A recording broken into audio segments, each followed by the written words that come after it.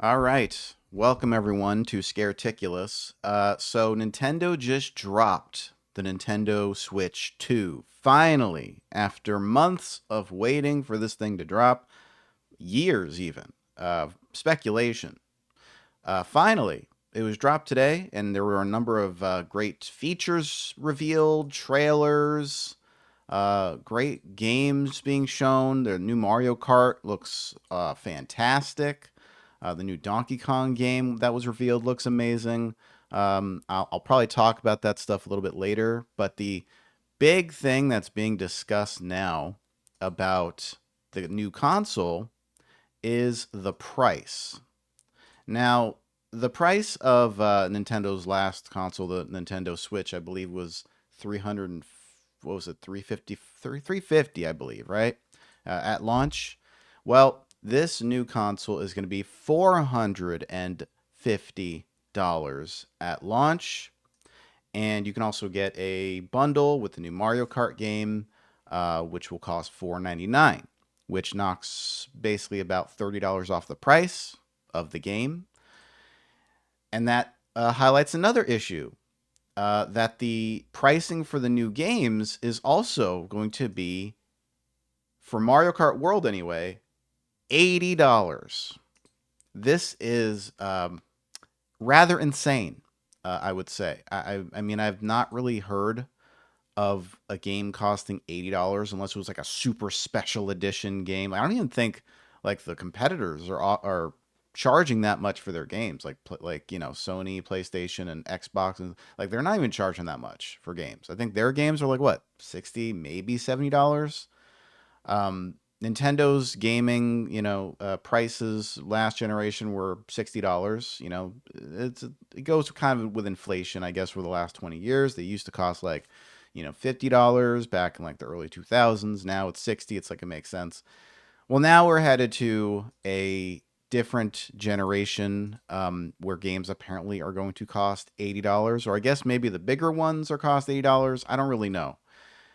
But the new Donkey Kong game, also, I heard it was going to cost like $70. And now there's a difference also because they're charging you more for the boxed editions, like the physical, editions of the games, than the digital editions. So with the physical copy, you're paying $80, but if you buy it like with the system, like a digital download, I think it'll cost like $10 less. And I think that's probably going to go for all their games on the system.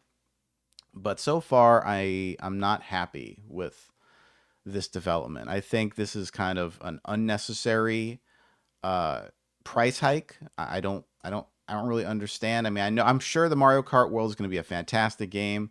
I want to even go through it and kind of explain how excited I am for the game. But $80, wow! When they were charging just $60 before, a $20 price hike. I mean, that is a lot. That is a big jump. Maybe if they went to 70, I think people were afraid of it reaching $70. People were fearing this for a long time. They were anticipating, well, because Legend of Zelda: Tears of the Kingdom, that was $70 upon release. And so I think people were kind of expecting, well, is this going to be like the norm? Are people going to, are we going to have to be paying $70 regularly now for Nintendo games? But now to see $80, it's almost like it's almost like you're complaining to Nintendo, like $70. I don't want to pay that. Like, okay, $80. It's like we lost the negotiation. Like when you're haggling or something. It's like I'll give you 50%. It's like how about 75%, 60%, and they're like how about 90%.